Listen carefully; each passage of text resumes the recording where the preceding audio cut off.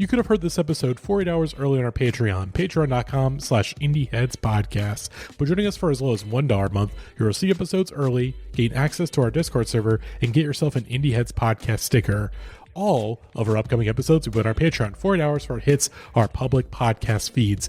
But if you heard this through our Patreon feed, we thank you so much for your support. We especially want to thank our Real Ones patrons, Billy Becca Etienne, Jojo Mikowski, James Boss, Marcy Anime, Chance Holdup, Danny Mothman, Josiah Duncan, Jenna, Matt Cameron, Grant in the Back of My Dragula, T. Christie, Charles, Tuck Clary, Nicole Rifkin, Tim's Discount Prices, Parker Gross, Lashun, Aaron Jagreeve, Jay, Rena, Ian, Matthew Taylor, I Like Books, Sarah Moore, Griff, Max Kapazinski, Mark Barry, Cal50, Chewing on the Labia for 6 hours like a steak from Cracker Barrel, Chris Wade, Midwest Maxwell, Jake Wald, Grant, Keep Autism Weird, Rob Marino, Max, Dylan, Zach, Gavin Freak, and Maze Farms. To become a real one, consider supporting us for $5 a month on Patreon, so you have a bonus episode every month and get a shout out at the top of the pod.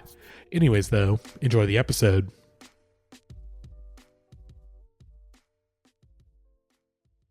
Hey, it's Gavin. I'm back. Sorry that I had to leave last week and take care of things that happened in my life that did not involve Guitar Hero, and I was hated because of it. I decided to weigh in on the songs because I care about this podcast and I care about Guitar Hero and music in general and things like that, but apparently that wasn't good enough. Apparently I shouldn't have been sincere about my love of guitars and music, because I became the most hated man of all time. People are asking me to step down from the Indie Heads podcast. They said I was too old. I was too rambly. They said I couldn't cut the mustard anymore. Maddie hated me. You know, I thought this podcast is... Oh, yes. Okay. Thank you. Thank you. We do need this. But we did... I do want to say we established last week that I'm very bad at talking over music. Which is great for this podcast. Yeah. Some 41 Trap remix was very difficult to talk over. They hated me because I talked about Randy Rhoads' guitar, and they hated me because I talked about Jimi Hendrix with no bits. So I'm not doing any bits, but I will be dubbing over all of Maddie's Death Grip's Discog breakdown to say things such as, what is he talking about? Or who cares? What are you talking about? To any information presented in those episodes, because apparently that's not what we do here. We just do bits about pee and poop. And what if Jimi Hendrix's nut was purple and they call it purple haze, things like that. So I guess I'm done giving information and I'm back to doing bits. But also I'm not doing bits this episode because I'm in a bad mood. By the way, we have two guys named Chris here. What is this fest? What is this, the fest festival? Because it's guys named Chris everywhere. Get it? Let's start the episode.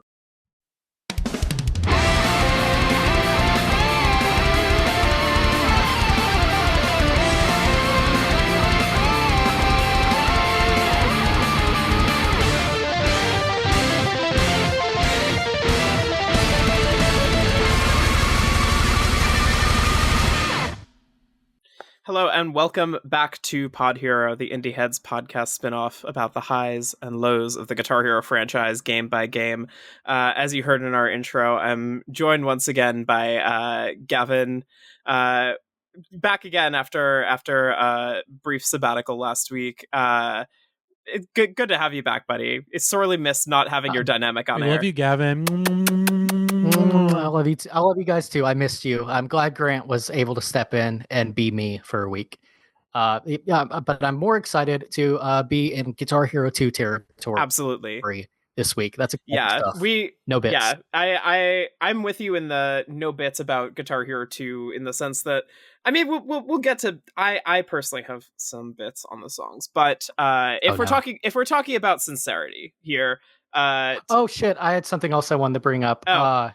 My apologies for interrupting here, but because I was so mad at Maddie after my betrayal, I decided we always do a big stream to celebrate our big projects, and I got so mad today that Maddie betrayed me that I already solidified the stream. It's 100 videos of Guitar Hero things, but because Maddie was mean to me. I'm deleting that playlist and we will be watching this one instead. So Maddie, if you want to click on this, this is the stream playlist. We're not watching it today. but I just want you to get a good look at what you created today. This is called Evil Playlist. Let's With a see D what in is on place the of an evil S. playlist. Oh God. Well, I look at this playlist Oh, and oh God, oh Jesus. No, it's just It's no. All right, I can't say. I don't want to spoil. I don't want to spoil. I don't want to.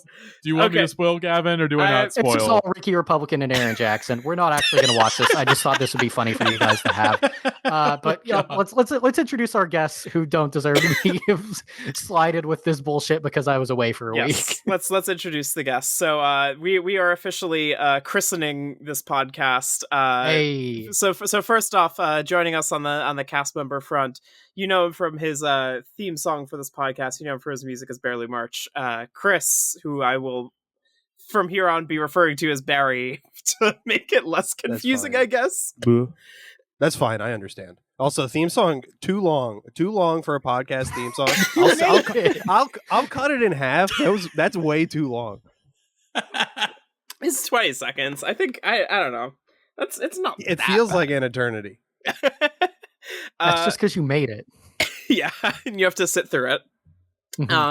But joining us as our special guest this week, you know him from his albums such as Doom Singer, Born Hot, Can't Die. Welcome back to the podcast, Chris Farren. Hello, thanks for having me. It has always been like some of the most like chaotic, insane, funny episodes when we've like had you on, and so it just made sense, especially when we're talking about something like this, where it's like, I don't know, rock music. How many like sincere things? Sorry, Gavin. Can you like say before it gets stale? It's like we gotta have a little bit of pep. We gotta have a little bit of like a little bit of entropy in the mix to like make it to get the juices flowing. So it feels right. It feels right. Happy to be here. Thank you. But as we get started here, as Gavin mentioned, last week we wrapped up our talk on Original Guitar Hero 2005 PS2 release. We all know it. We all love it. Put everything onto the market. Surprise hit. And when something becomes a surprise hit, inevitably they fast track a sequel really, really fast. In this case, literally a year later, November 2006, Guitar Hero 2 drops. And like Gavin said, we are in kind of like the golden era here. The original Guitar Hero is a great like proof of concept game and has its like real highs, but like Guitar Hero 2, it's like everything just feels better and more natural, and the set list is just like more airtight, in part because I was looking this up.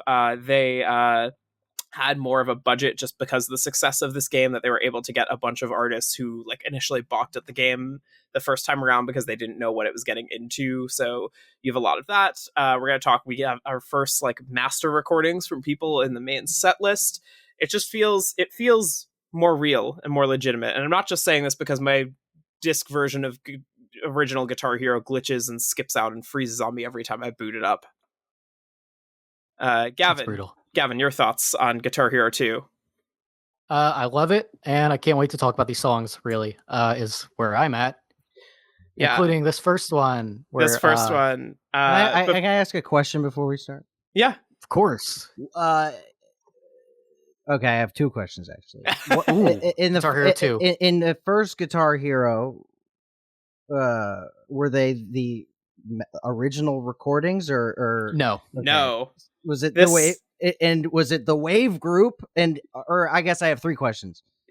My second question is the WaveGroup a band that covers all these songs? It's basically the Harmonix in-house like musician team that like makes the cover recordings of these. So yes. So and did the WaveGroup work on the first one? Yes. It's the same group of people.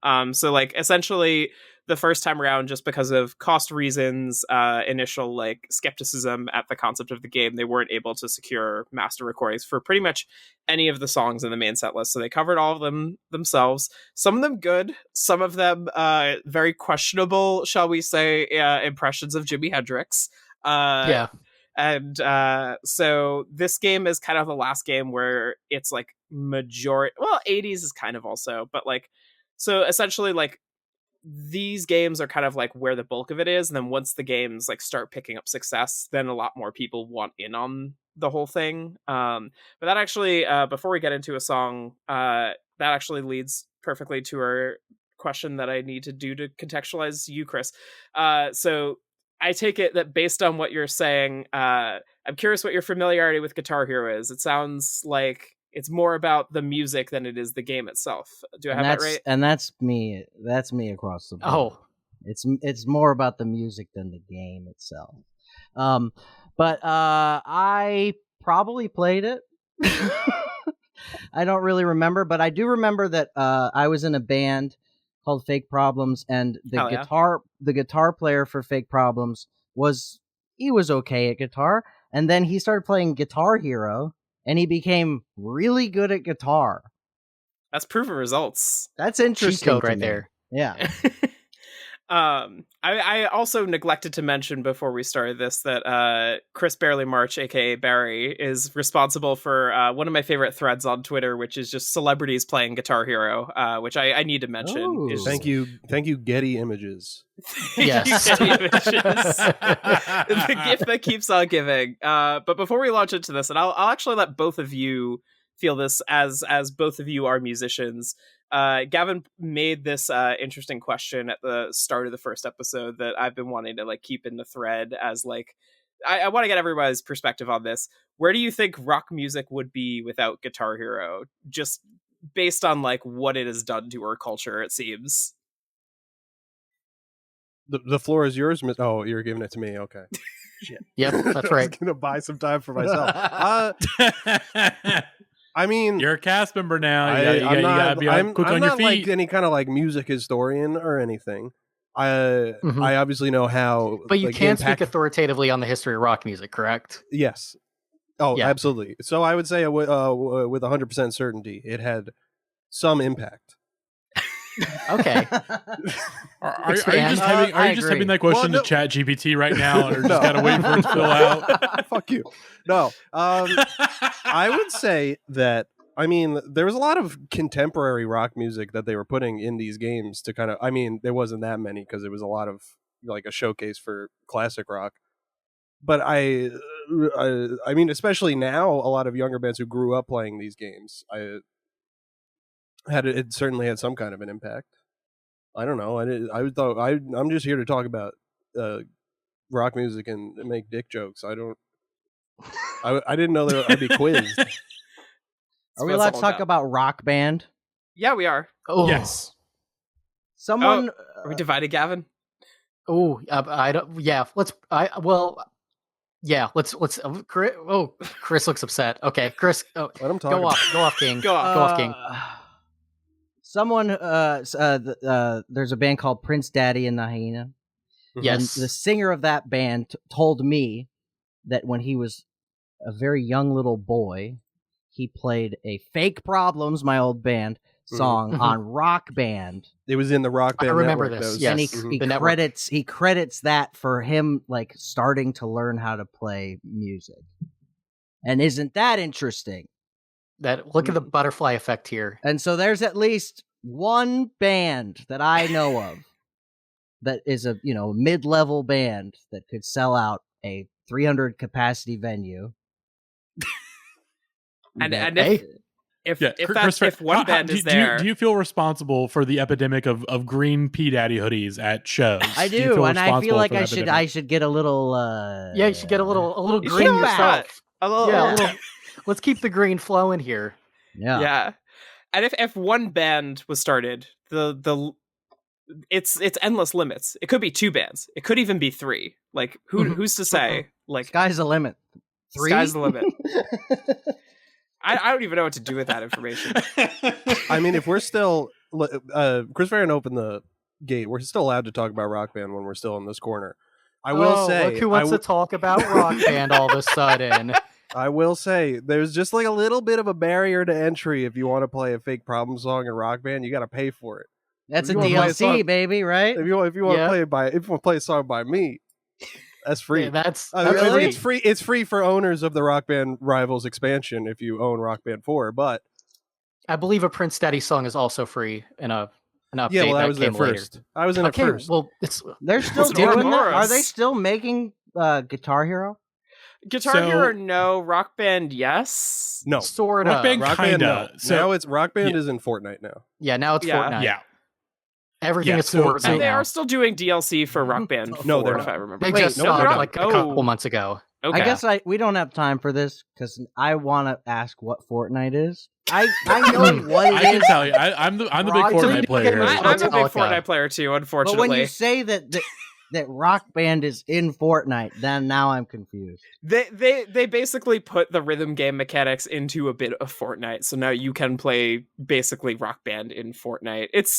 It's confusing. Fortnite is its own world unto itself, and we really don't have time to get into that. Can I play yeah. Alien Isolation in Fortnite? Ooh, no. You I should believe- be able There's to. The probably, Alien- there's probably some kind of fan The like Xenomorph's version in there, of it. right? You can The be Xenomorph, the is, Xenomorph you can play is the in. You Xenomorph can play. skin, yeah. You can play as a Xenomorph. Whoa. and Peter Griffin And Peter Kirk- And as the Griffin. and Kirk Predator. Hammett. I just killed a player who was Peter Griffin yesterday, in fact. Peter That's Griffin it, is Kirk still Cameron? out there. Kirk Hammett, unfortunately. Kirk Hammett.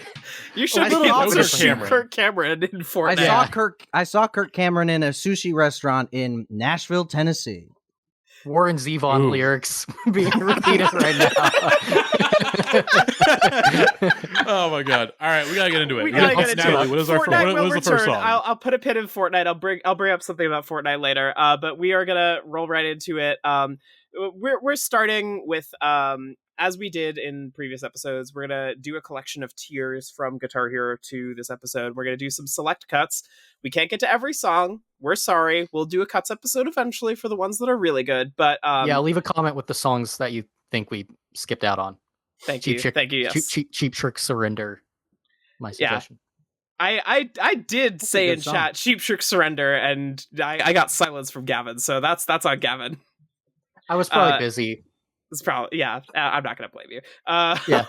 But we're following specifically. There are two different progressions here because this game did get ported to Xbox 360 a year later. I'm a purist. We're following the PlayStation 2 progression, so we're gonna start with Fuck tier you, one. Pearl Jam. Fuck you. you, Toadies. That's rude. Possum Kingdom. Well, what the Toadies thing? We're gonna get into it. Toadies Yeah. got. We've a also little talked about that jilted. song already on this podcast. So let's haven't talk about talked a about band we would never talk about on this podcast ever in Yes. Vince So- Neil and gang. Yeah, leading Yeah. off Guitar Hero 2, the song they wanted to put as their best foot forward, we've got Mötley Crüe's Shout at the Devil as performed by our lovely friends at WaveGroup. This is an interesting one. I don't know how everybody else feels about this being like the first song in the game. Like it's just I don't know, it has like such a an incalculable energy in the sense that it's Mötley Crüe, it's like big grandstanding like glam stuff, but it's just I don't know, it's just there for me. It feels more like wallpaper than it does like a song. I appreciate cock rock at this point in my life as the type of man that I am, I guess. But all I think about when I hear Mötley Crüe is Tommy Lee tweeting a picture of his testicles and tagging the official Mr. Peanut account on Twitter last year. It's asking, I how missed do you that. like these nuts? And I don't know how this happened, but apparently you can request to be untagged in a tweet. Not a photo, but like the tweet itself. Because it says at Mr. Peanut. You can't click that. Mr. Peanut's not getting anything from this tweet anymore. This is probably better than the original version because Vince Neil isn't in it, and Yeah. Vince Neil is an interesting character at this point. I won't say murderer, so I won't say that. Yeah. Yes, thank Wait, you. how did I not know about this? What the fuck? Okay, now I gotta do some fucking Mötley Crüe research. Here's the Yeah. thing: if you try to do any research on Mötley Crüe, it's going to take you a few days to go through the controversies tab. Yeah. The dirt, as they call it. Yeah, legal issues on Vince Neil's Wikipedia page is like at least 13 paragraphs. You know, I didn't have time to cross-reference all of the songs against their originals. Yeah. But to me, many of these they sound a lot sloppier than I would have expected. Mhm. Like they're not very like tight. I don't know. I've always wondered if that was a stylistic choice because like the idea is that when you're playing Guitar Hero that your little digital group is a cover band. Right. And I've wondered, because like they go to the effort to get all the gear that these guys were playing to record these covers on. Like they put way more effort into this shit than they should for Right. what this is, which is a video game. that you're just gonna like play while drunk or like smoking weed out of an apple if you're younger than the age you can buy beer or whatever, you know. So like I've always wondered if that's intentional. I feel like it kind of is. I appreciate it. We've kind of talked about it in the sense that like you're basically like, it's like we're judging the covers based on like bar band quality, in the sense that like, yes, some of them are like good. It's like some of them, it's like the thing that you're like kind of surprised to hear like in decent fidelity, and some of it is just like it fades into the background, or is like that bar band that you encounter at like the 9 p.m. Tuesday slot that nobody wants. Right. Yeah, because all the recording quality too is of like professional, but like Florida professional, like a local studio kind of professional. Also, when I played this in 2006, I was playing it through a PS2 into a CRT TV that only had one audio input. It was just mono, so I would have no idea if it sounded good or not. That's the best way this could possibly sound, honestly. Yeah, you have to account for the particular fidelity of the audio equipment that this is being put onto. Sure. The only thing I want to say here is I want to pass along something that my dear wife Abby, who will appear on a later episode of this, passed along, which is her like one of her only Guitar Hero memories is playing this song specifically in like an evangelical church like youth group, which is like one of the funniest things I could possibly think of. That's edgy as hell. You know, I went to a youth. Oh, sorry. No, you go ahead, Chris. I was just going to make a bad bit. I went to a youth group. This is not good either, but I went to a youth group. I was like a friend of somebody who was going to this youth group, and I started going. And then the youth pastor. By the way, this youth group met at Barnes and Noble's in the cafe around a table. Which is weird because they only care about one book there, the Bible. Mm-hmm. True. And the youth pastor knew that I really liked Korn. Okay. And then he one day he had printed off a bunch of Korn lyrics and made me defend them. Oh my god. I'm like 16 years old. Bro, ambush journalism by the youth pastor. I know, right? That's crazy. Yeah. Wow. He was up late at night scouring the Please defend these lyrics. Twist, twist, twist, twist. He put you in quite the corn corner. And that's our new segment next week. I think we gotta wait until like, what is it, like World Tour where Freak on a Leash is there? Mm-hmm. Yeah. We have one person in the corner who gets to go, yeah, like what are those hidden messages in that beatboxing? We play that on loop in the background through the entire discussion of that song, I think, and we call it the Corn Corner. Yeah. I don't know what Shout at the Devil means, but it sounds honestly very pro-Christian if you ask me. You know? Sure. It does. Mm-hmm. Like everything Mötley Crüe did. Yeah. Kickstart my heart Christian boys through the love of Christ. Dr. Feelgood is Jesus. Yep. Yeah.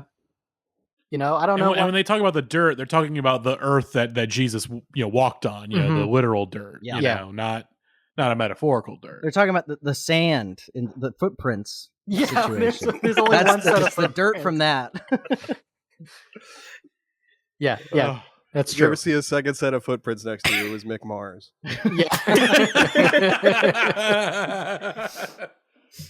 Well, shall we keep moving right into this first tier is like there's a bizarre amount of like hitters here, and we what had to happen. We're talking Danzig again. We're talking Mother again. Have we talked about Mother on air actually? Now that I think about it, I think I brought it up too early on like the first episode. I made a Mother joke. Mm-hmm. I just meant in general. I don't. You mean I like can't a Yo believe Mama joke. I feel like this is Danzig Mother has become such like weird Discord server lore at this point that it just Sorry, hang on. Sorry, Natalie. I want to hear that Mother again real quick. I want to hear that. I got taken out by Mother.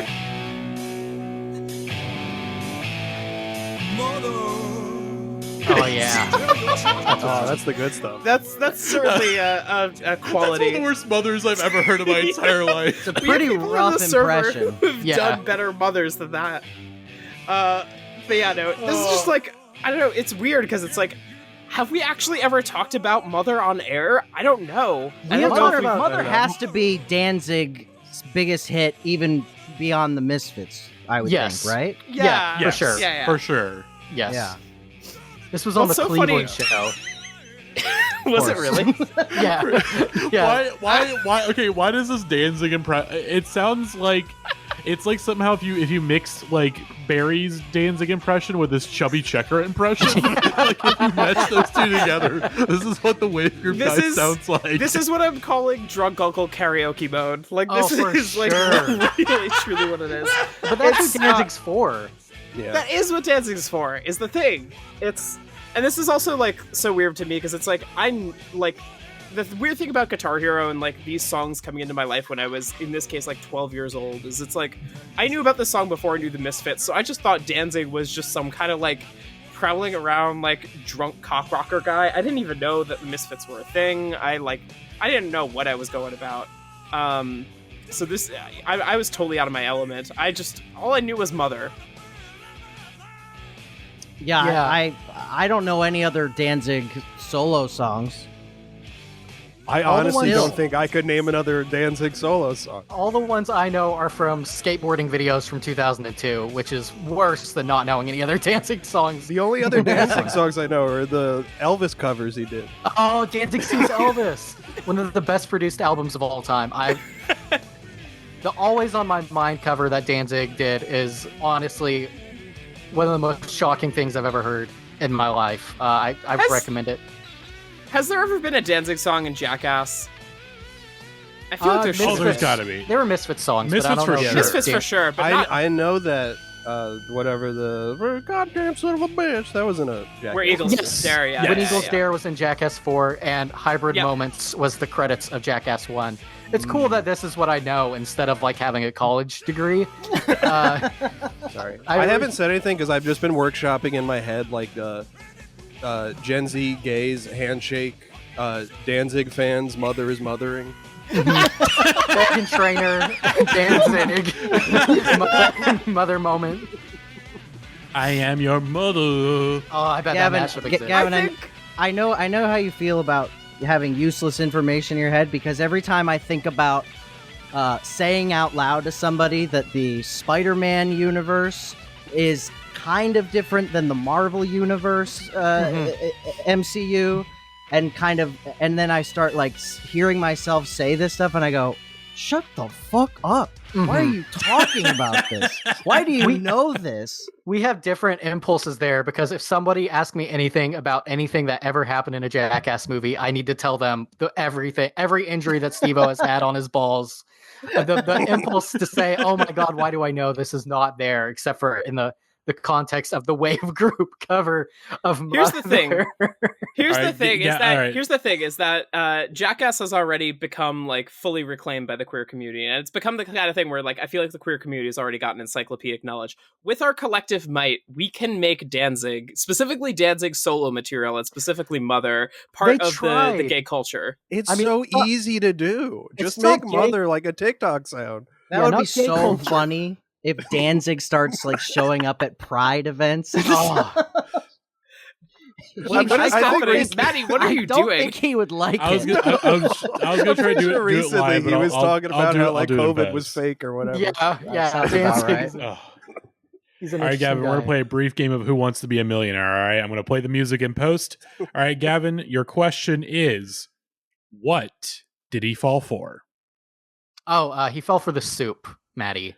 Correct. You win $1 million, Gavin. Oh. And that is Good. that is guaranteed. I will buy 100 Guaranteed. guitars and not a single thing to help improve performance on this podcast. No, That sounds like about right. an hour before we start recording. It's like we have like a hard cap on when we have to end. It's like Yeah. let's move hey, on. I have another a little mini game to start.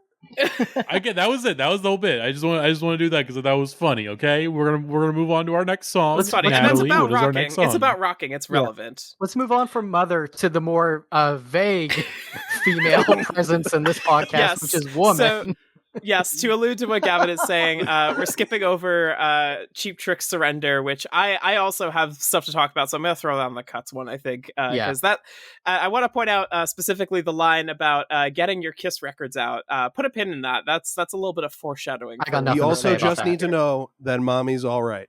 A lot. Well, you know what? I'm just realizing that the first like tier of Guitar Hero 2 has a lot to do with Mommies. Yeah, what's going on? Were they like, was some psychosexual shit happening? Like There was a psychosexual freak out going on. Mhm. It came out on Mother's Day. First Yes. Guitar Hero came out on Mother's Day. Wolfmother.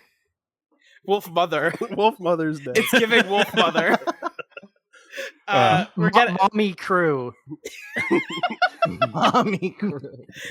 all right. We're talking Wolfmother. We're talking woman. If we have to talk about any bands that are like the most of their time in relation to these games, like this is maybe the peak. Like I know we've For sure. mentioned like bands like Avenged Sevenfold and like the Xyz and that kind of thing, but it's like I feel like this is just like Woman is such a, or Wolfmother in general is such a time and place thing of being like a 2006 to 2008 moment and like no more, no less.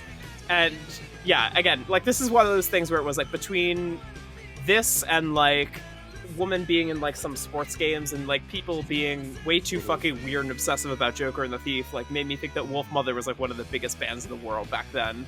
Yeah. This, I don't know, this, it's fine. As far as like Australian Led Zeppelin wannabes will be, like this is perfectly acceptable and fine. The guitar solo is like fun to play. I don't really know. This is definitely my preferred Wolfmother mode than like Joker and the Thief. Like look at how impressive my guitar playing is. Is But- Wolfmother the band that Mike Patton was doing an interview Yes. and in the background Wolfmother was playing and he was just talking about how much he hated them? Yeah. We Yes. have talked about that on this podcast. It's one of the two things I know about Wolfmother. What's crazy? This song came out 5 months before Yeah. Guitar Hero 2 came You're out. really crazy. Wow.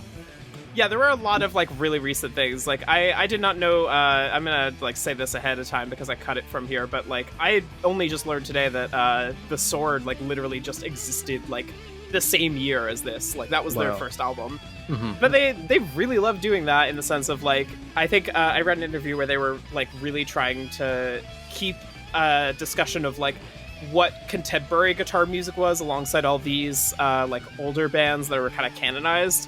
And so it's just really funny to see what they think is like worthy of being like Right. in the discussion with that canon. It's Wolfmother, it's The Sword, it's Avenged Sevenfold, It's Lamb of God. Lamb of God. Lamb yeah. of God.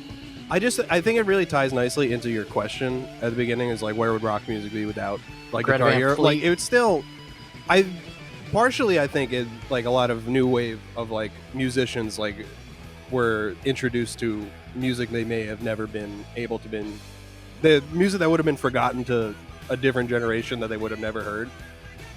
That being said, I still think we would be in the same boat now that we are, because even then it was just like, man, I miss Led Zeppelin.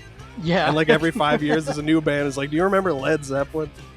Yeah, this is basically just a straight riff on what is it, like Living Lovin' Woman? Like it's like literally the most non-specific lyrics you could say. It's like, woman, you know she's a woman. yeah. You gotta be a woman. You know what I mean. It's like And I it's get I don't know what you mean. Mhm. I just came into this world. What the fuck are you saying? I can't understand anything you're saying because you're Australian. That was a That's horrible Australian? Australian Yeah, accent. that's very Okay, Australian. okay. accent. Get your ass in the corn corner. Good day. Yeah. Get your ass back in the booth. Freak on a DJ. Leash riff starts playing. Mhm. Well, what do you think are some glaring omissions from this era, like that they should have had in here? That's an interesting question because, like, I feel like we talked about the like Franz Ferdinands of the world were like represented in the first game, but like that's kind of like mostly conspicuously absent here. Yeah, there's no real alt, like modern alt rockers. And well, no, My Chemical Right. Romance is in the Xbox version, right? Yeah, Yeah, they dead. are in the Xbox version. Yeah. So that's kind of like basically the only real thing. But I don't really know because it's like I guess more like I would say they were kind of afraid to approach it because it was seen as uncool from this era. But I would say like Right. kind of contemporary like screamo and like I was gonna specifically say the kind of like post-hardcore stuff from the era that was deemed like either too uncool or too gay, which like now in retrospect has aged a lot better than so much of this stuff. I don't know if it's on the PlayStation, but there is a Warped Tour themed stage in this game.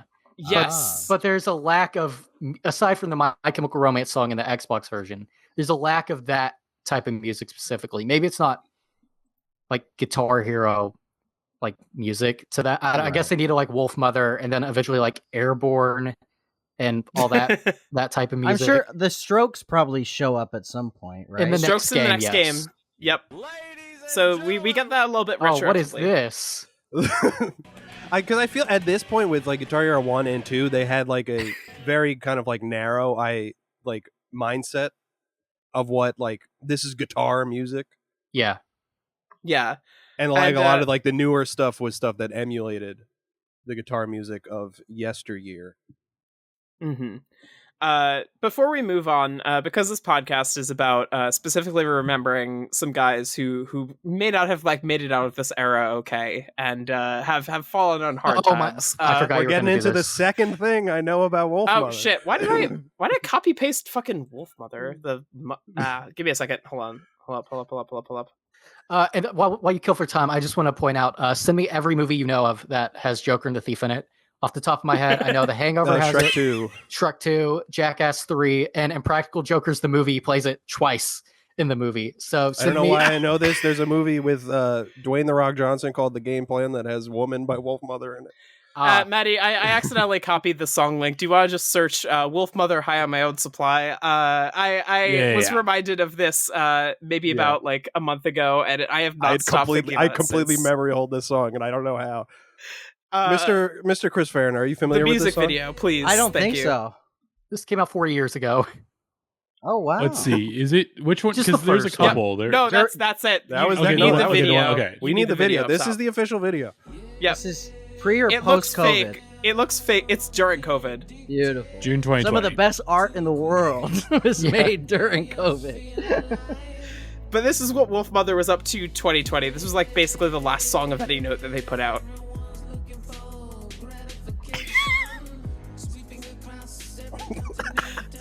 Chris Farren mouth agape. I am obsessed with how every single line turn that seems shit to up. be in a different meter. Listen, This if is you can stock say footage, right? Yeah. Yeah, it has to be. every single shot in this is stock footage. you can say anything you want about Wolfmother, but you can't say that they're just straight ripping off Led Zeppelin anymore. Yeah. Now they're ripping up Imagine Dragons. even probably worse. Maddie, here we go. Wow. doing sounds like a a fucking fucking, like like- wub wub this is from like like a 2020 is insane. Fucking Google Pixel commercial. The first song released straight to phone commercial. And this truly sounds like AI music and looks like an AI video. All right, that's all we need to hear. I think. It looks Oh like my God. they made their video in Canva. They paid someone a favor to make it. Yeah. That's so crazy. Maybe we should be pitying Wolfmother more that they've fallen on. Although apparently the main guy is apparently a massive dick and has like alienated everybody who was in the band in 2006. So maybe not. But What? Really? Crazy to go from like you're known as a guitar band that basically sounds like Led Zeppelin and then make something like that with seemingly no guitar at all. Yeah. trying to hop on the Tame Impala bandwagon, like truly, while also like thinking that EDM dubstep type stuff is like Scott it's still- Walker-esque recreation of one sound, some would say. Yeah. Fuck you. I won't say that song caused COVID, but it definitely didn't help. Yeah. Maybe he had COVID when he recorded it. His voice sounded a little rough. Yeah. It's like There's multi-tracking. only so much processing you could do to save that. Biggest style harmonies. Yeah, that's who. Oh god. Chris doesn't even know who J Big is. We can't. Chris does not we do can't that. go Go into on it. Too many Chris tangents. does We not- can't. We're Chris. moving on. Chris does not Yeah. do that. We're moving on. So the last song in tier 1 is inexplicably Spinal Tap's Tonight I'm Gonna Rock You Tonight, which I substituted out, and I'm glad that I did because Chris Barely March reminded me that it commits a little maybe too hard to the like doing the whole like pretending to be like rock statutory rape thing. So maybe And it's for you the don't best have that the context of like a movie where a they're film, playing yeah. it up. Yeah. It's You just just the have the Wave straight Group up song. guys doing a joke from a movie Yeah, without just the context. just singing about being pedophiles. Yeah. Yeah, but instead we're gonna get into something that is a lot more familiar territory with a I don't know what past you're talking episode about. of the podcast. That's right. We're talking about first song in tier 2, Strutter by Kiss. Why is everyone looking at me right now? This is. I mean, you're the owner of a certain email address, Gavin. You and your brother. What? I mean, I Kiss the Wilkes Twins. I mean, Kiss at is just. gmail.com. I mean, this song's fine, I guess. I don't really, like Kiss is like a, they have their legacy, they have their songs, it's just kind of what. Shit. Hold on, guys. Oh, my tooth just fell out. I was gonna say. Oh, yeah. I just got a text from my uncle. His pet rat. Wait. His pet rat. Fuck? Whoa.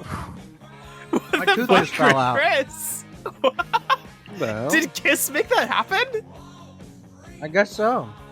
It's okay. Oh god, this is like a horrible dream. Yeah. This is like one of the worst. This is like a horrible dream I have where my teeth fall out. Not to say that, I just got a text from my uncle that said his pet rat bit him on the penis. I need to call him real quick. I'm just gonna move the camera away from me, so don't worry about me. Don't worry about me. That's a lot of Kiss stuff. This is one of the most horrifying like bits that's happened here. We've got so much visual joke happening right here. We've got missing teeth. We've got fucking Kiss displays. We've got is that fucking there's Paul Stanley in a hospital bed.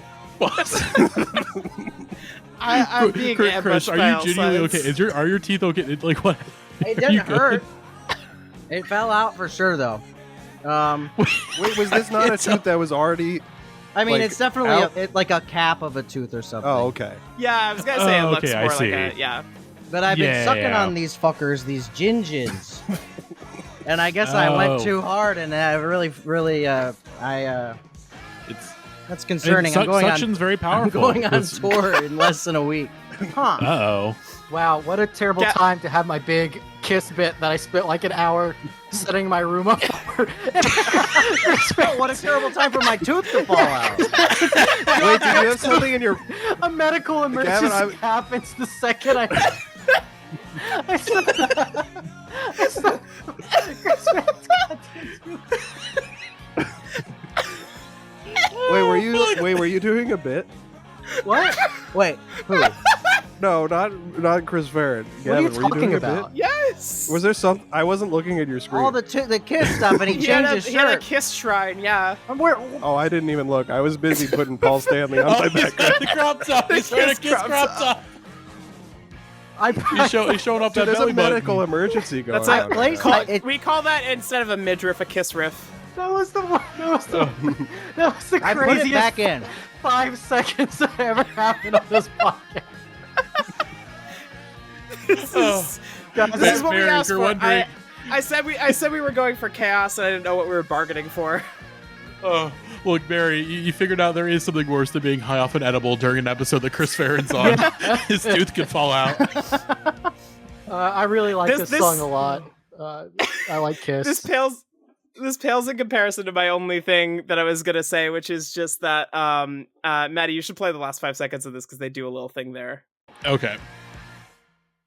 But my one story is that Gavin mentioned something about like analyzing the lyrics to like some song that I can't remember in the first episode, and I vividly remember in I think like 6th grade middle school, like for an English class we had to do an assignment where you had to like bring in song lyrics to analyze in Yes. class, and my only knows music from Guitar Hero and whatever was on like Now That's What I Call Music and the iTunes front page thing brought in or was going to bring in Strutter by Kiss, and my parents took one look at the lyrics and were like, maybe that's not a good choice to have this song about how women are evil. Yeah, sorry. I think I First, chose like I First chose concert Ocean I Avenue ever went instead. to. really? Wow. Yeah, Kiss, Ted Nugent, and Ooh. Skid Row, I think. Oh, Wow. 3 legends. 3 of them. Oh my god, Chris, your picture. Chris barely marches background is Paul Stanley in bed. Yeah, sorry. I looked up a picture of Paul Stanley. I found this one, and I clicked on the article to make sure he wasn't like dying or something. Mhm. But then this article also had the definitive A to Z of Kiss, and I've just been reading it. Yeah. Let's Any see, A highlights? is Ace Frehley. B is Bruce Okay. and Bob Kulick. C, Chris, parentheses, Peter Chris. Cop out. I wonder Another what Chris. P is. I'm not going through the entire thing. We don't have that much time. Yeah, that's a bonus episode. D I'm is sorry, D Destroyer. is Detroit. Oh, No, Detroit. it's Detroit. Wow. Parentheses, Rock City. Guys, I may own a lot of Kiss stuff, but I still don't actually know how I feel about Kiss. I bought all this because me and Grant are doing the Kiss podcast that we recorded 1 episode of a year ago, and then haven't done the second episode of. Speaking of, we were sent this transmission that Maddie, you should be pulling up and playing. For, I like this on for the Strutter. listeners What is at home. happening? No.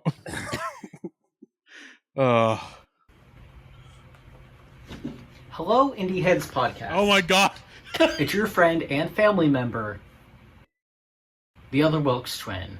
Today I am absconding from using Brant my is normal name, is decked and out I will in- only in be full addressed Kiss, as like, the face Demon paint 2. And has and I am so here to much talk Kiss about merchandise on the their couch. band Kiss and their song Strutter. I've got to say, what a way to be introduced to the band Kiss. This is off of their debut album, and if I'm remembering correctly, this is track 1. You want to get mad and I speed see this one why up too, so many Maddie? kids in the 70s were painting their faces with that I makeup. might. We're talking about the Demon, we're talking about the Star Child, we're talking about Space Station, we're talking about a weird fucked up Catman that didn't turn out to actually be No, the Grant's Catman just going through the because he A to Z got of Kiss. redesigned. That's right. I like that OG Let's do Catman the makeup, but I'm A glad to they, Z of they Chris changed his Farren. face because, as we all know, every member of Kiss gets a color like a fucking Let's ask Power Ranger. ChatGPT to and, put it Catman had a on little bit of red in his makeup, and ultimateclassicrock.com about that's the that. Demon's color, so he can't have that. Strutter is the best song ever written. If you disagree, I'm not telling you Grant you does- should die, Doesn't believe that. but I'm going to leave that up to interpretation. This is a groover. This is a slammer. Me and my brother Gavin, shout out to Gavin, KissTheWilkesTwins@gmail.com if you want to be a member of Kiss 2.0. That's right. We used to play this song a lot when we went over to our brother's house, and he had Guitar Hero 2, so I think we played Guitar you Hero checking for a in couple on- of hours, and the only song on Paul Stanley? was Strutter by Really Primus, much. which always has been- It looks like you're checking Making in on sure him. he has Genuinely, everything I'm he so happy needs. that a band like Kiss could exist in an era of very commercial Not gonna rock, make it. very things meant to sell T-shirts and just capitalize off Oh of my music. God. I'm glad there's a band like Kiss that said no to money and no to merchandising and just focused That's on right. the music.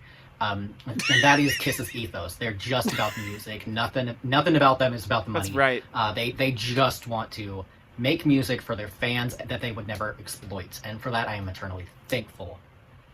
I just want to say thank you to Gene, to Paul, to Peter, to Ace, to Tommy, to the Erics, to Bruce the and Bob. Orc Warrior, whose name Vinnie Vincent. I almost forgot his Vinnie name Vincent. there.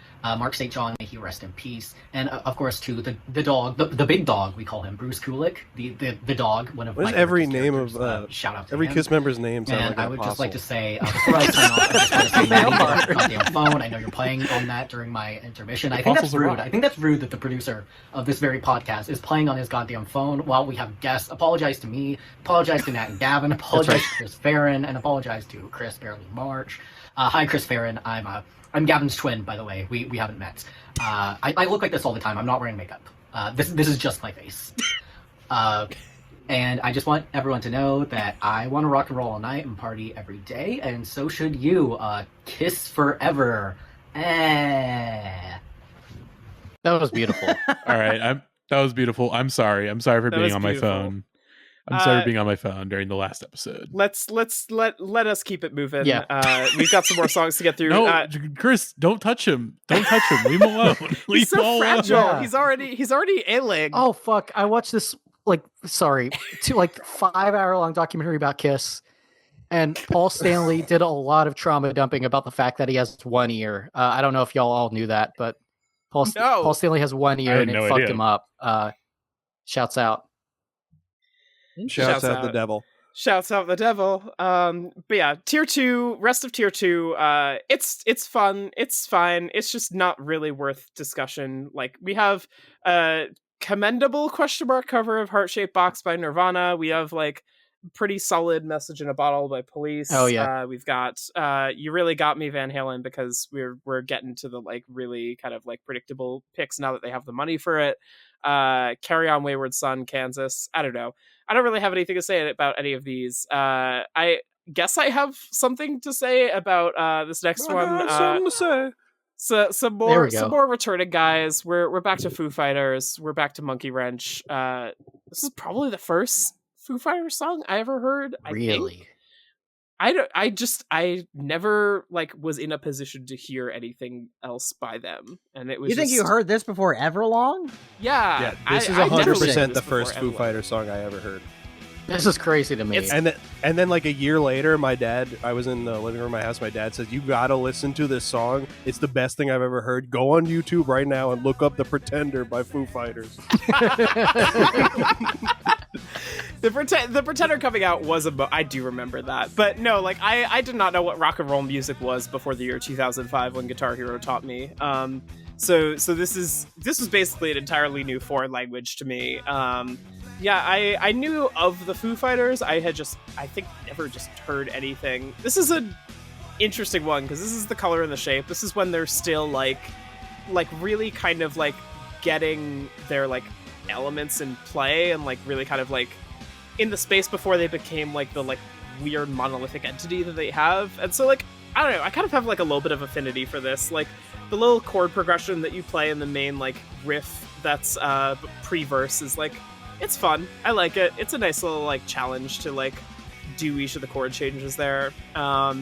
I do love that they chose the Foo Fighters song where they have to bleep out the word shit though. That is kind of fun. Mhm. I think this is a notable impression of Dave Grohl. I think it's pretty good. I agree with that. This is one of the better ones. Yeah. I think it's a pretty good cover.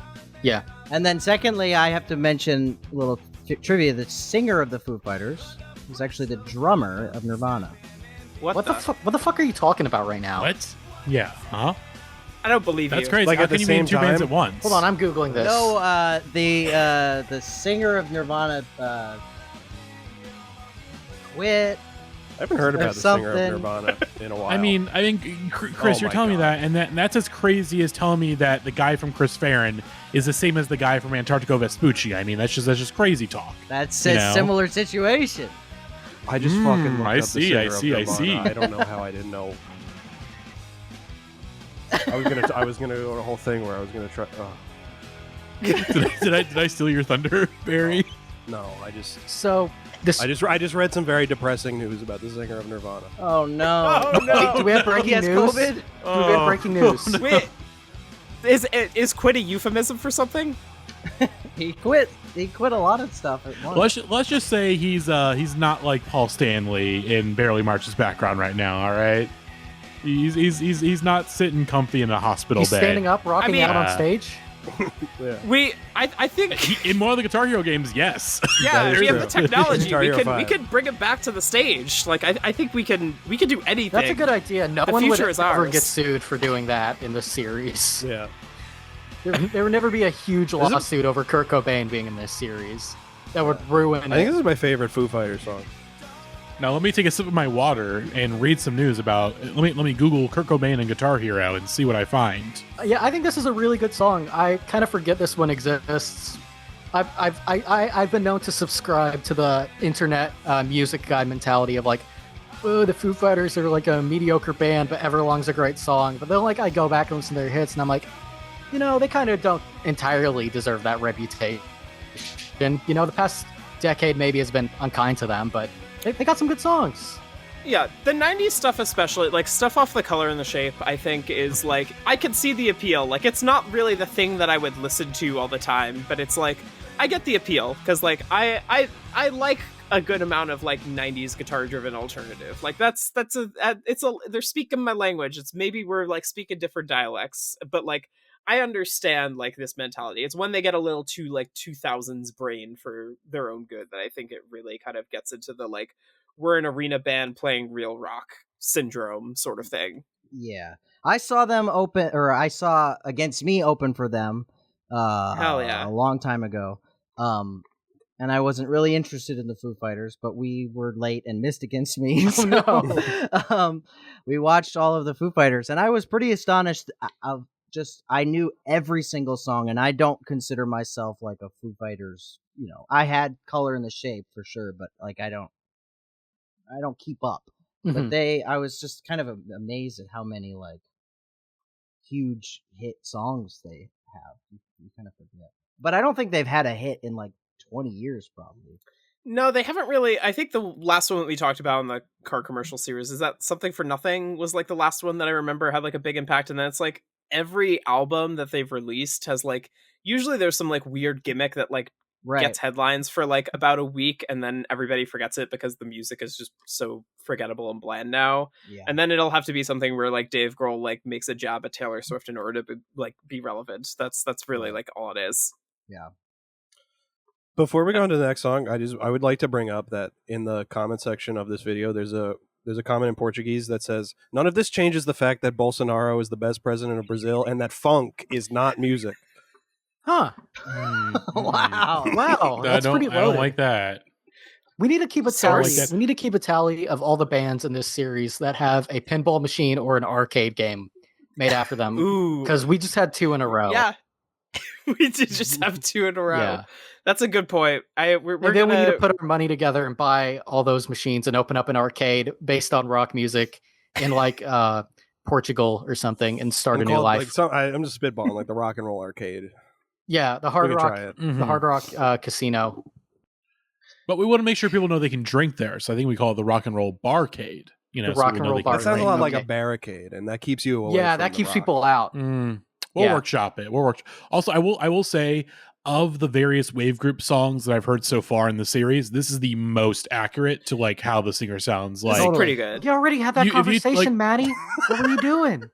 Looking at pictures of I was sandwiches on your producing. computer. I was producing. I was on the 1s and 2s, making sure everything sounded good. All right. You're on the I wasn't P's and worried about what poos. you were saying. I was worrying how you're it sounded. You're producing a big old number 2. That's right, in your pants. In I'll those leave. Dickies, I'll in those go. Dickies Carpenter pants. I'll go. Wait, let's move on before we have a fucking fight on air. Yeah. So the rest of tier 3, you've got some known artists here. We've got your Alice in Chains, if we're talking more like 90s grunge stuff. Iggy Pop, Search to Destroy. We've got some good old like fashion proto punk here. I will say Them Bones, the Alice in Chains song, I have already preemptively put on the cuts because the cover does something weird and interesting. Very that we gotta insane, talk yeah. about. Shout out Marcus Henderson of WaveGroup. Does a lot of the guitars for a lot of the songs. Anytime there's like a crazy guitar solo, they ask him to do it. Yeah, Shout out and to he's in the band Drist. That's one of the bonus songs. We will talk Drist. Drist will be coming in a couple episodes. But yeah, of the songs here that we aren't talking about, Them Bones has like a soft spot for me here. But speaking of another song that has a really good soft spot for me, Maddie, you may have accidentally pulled up. I thought I adjusted the order of this play. Yes, I did. You might want to refresh the playlist because. Yeah, I don't know why. Hold up. Yeah, I will pull it up really. Yeah, give me. Oh, yep, you did. All right. Oh, yep, Okay, one cool. second. Yeah, somehow Here we Matthew go. Sweet ended up like way earlier than I have no idea how that happened. But we're talking about another song. I've got a soft spot here for introduced to through these games. Pretenders, Tattooed Love Boys. I mentioned in our like group chat that for whatever reason, like we talked about how like some lyrics in the first Guitar Hero, like the songs there are like inappropriate for like maybe an 11-year-old to hear at the time. The lyrics in this game are they get filthy. They get really filthy sometimes, and this is one where it's like, I don't know. I think we could get right into it, but like, Yeah. I shot my mouth off and you show me what that hole is for. I mean, man. Hey now. I just feel like this song is kind of. I mean, it's a good song. I'll say it may be a little bit inappropriate for a game for children. Yeah. There's a weird It might time be. signature thing that I was surprised Yeah, there's like a by. dropped beat It's- that they have. Yeah. It's like proto mathy. I think this is arguably the first math rock song I ever heard. This is an insane cut for this game. Yes. Just in general, like I've never heard this song ever outside the context of No. Guitar Hero 2. It is not Gavin. one of the Pretender songs that like I've heard outside of. They probably Guitar Hero. Gavin. wanted a different Pretender song, but the Pretenders were like, "You can have this song." That's usually what happens when they. Gavin, when you they need to ask for a listen song. to the Pretender self-titled. It is like a really fucking good album. And of this, I will say of the songs on that like first album, especially, this is like the one that makes the most sense. It is like the Right. guitar showcase song on that album, mostly because just the entire midsection is nothing but solos. Like I think Brass in Pocket might be a little too boring to play. in Yeah. a Exactly. guitar-based game. I always consider the Pretenders a band I see a lot when I'm looking at used records. I just see like a slew of Pretenders records, and that's just because they were popular. You know, that's nothing against them. But like it's them Yeah. in that Jackson Browne album where he's like looking off to the side, and the Joan Baez album where she's dressed as a fucking pilot or whatever. But it's and then like the Pretenders. This is a good song. It's just the time signature thing is crazy and just it's just not what I associate with this band in my brain. I assume they're just like an 80s pop rock band, like not particularly new wave, not particularly like poppy or anything. They're just like a rock band from the 80s to me. But this is a crazy ass song to drop, crazy horny fuck prog jam. I don't know. Yeah. It's Yeah, this is The prog, strange. the math rock, the new wave song about sexual assault goes crazy in Guitar Hero 2. Yeah. This was the only, I think, this and Brass and Pocket were, I think, were the only two Pretender songs I knew for the longest time. And then I think somewhere in like my 20s, I was like, okay, I really like this song. Let me just listen to that first album. And like, the first album is all heaters. It's like, they're a good fucking group. They've got the fucking chops. It's like, they're new wavy, but they also like, they shred. They've got the hooks. They've got the attitude. It's there's like another track that's like I think the second song on this album, the phone call, that's also got like some like weird time signature shit going on. It's like it's so much more interesting than I thought like they would have been just from my perception of them before I started playing. So yeah, I gotta commend this. This is like honestly maybe one of the most like formative cuts of this game. On some days I might actually call this like my favorite song in this game. It's like one of my favorites to like. Anytime I fire up Guitar Hero 2, this is almost kind of like my warm-up song at a certain point. It's just, I don't know, it just gets me going. It gets me going. Chrissy Hynde rocks, except for the thing in her one memoir where she basically blames herself for like being sexually assaulted. That's another story. Yep. That's a whole can of worms to open. That's I think we should try we're and not gonna speed get into around this that. next song as much as possible because it's maybe I the don't most, think anyone wants to talk about this one. Oh, the most staple song to have ever been a staple in the history of staples. I can't believe everyone hates Cherry Pie by Warrant. What the hell? Speaking of songs that are like just deeply inappropriate to hear as a youth. So tier 3 ends with War Pigs, Black Sabbath. Great song, great cut. It's War Pigs by Black Sabbath. What are we gonna say at this point? Tier 4 starts with Cherry Pie by Warrant. It's a song that's of just as great value, I would say. No, this song fucking sucks. This is I said in chat, I think this might be my least favorite song we've talked about so far. This is everything that like I dislike about aggro guitar music. I Terrible. fucking love this song. Of course It you is so do. it is so stupid. It is very It stupid. goes crazy. I love that the numbers that are on this playlist I have said seem to be corresponding to the Xbox version, because you could tell because this is song number 16 on the PS2 version and they downgraded it to number 9 on the Xbox version because of how little is happening here. Okay, but I mixed the batter and she licked the beater. God damn it. In my head that should get bleeped. So, like, I'd say this man deserves to go to prison, but I'm pretty sure he's dead. From what I remember from VH1's I Love the 80s. if you had, like, Let me cross-check this. an NBC, like, I'm pretty sure sitcom- the lead singer Yeah. of this band became very depressed because he was only remembered for this song. Yes, very famous clip of him on, like, behind the music going, like, we wrote the song Cherry Pie, then all of a sudden the album's called Cherry Pie, we're the Cherry Pie Band. Like, it's very funny. I was gonna say, like, if you were making, like, an NBC sitcom in 2001, and you just needed some sort of, like, corny song for a woman to dance to, your options were this or American Woman, and that was it. really. Yeah. They occupy a similar space to me, but this song has Where so you're much in like less. season 3 and one of the female leads is like, oh, she's like doing like stripping as a joke. Yes. Yeah. She would come Yeah. after Cherry Pie. Yeah. I could sympathize with like not really like wanting this to be your legacy, but it's also just like, I don't know, at a certain point it's just like anytime like cock rock band writes a song about like basically fetishizing virginity, I'm just like I get skeeved out. It's the like aversion to like all the like weird What? rock sexuality. Well, I didn't think about it that way, so I won't. So I can thought the keep song was enjoying about yummy pastry. I thought it was about eating pie. Chris Farren, what do you think about Cherry Pie by Warrant? I think it sounds bad. I don't like it. I don't like the way it makes me feel. It's like this kind of hair metal. It makes me feel like I'm like sick at home watching like daytime TV or something. It's like very like Jerry Springer. every. Yes!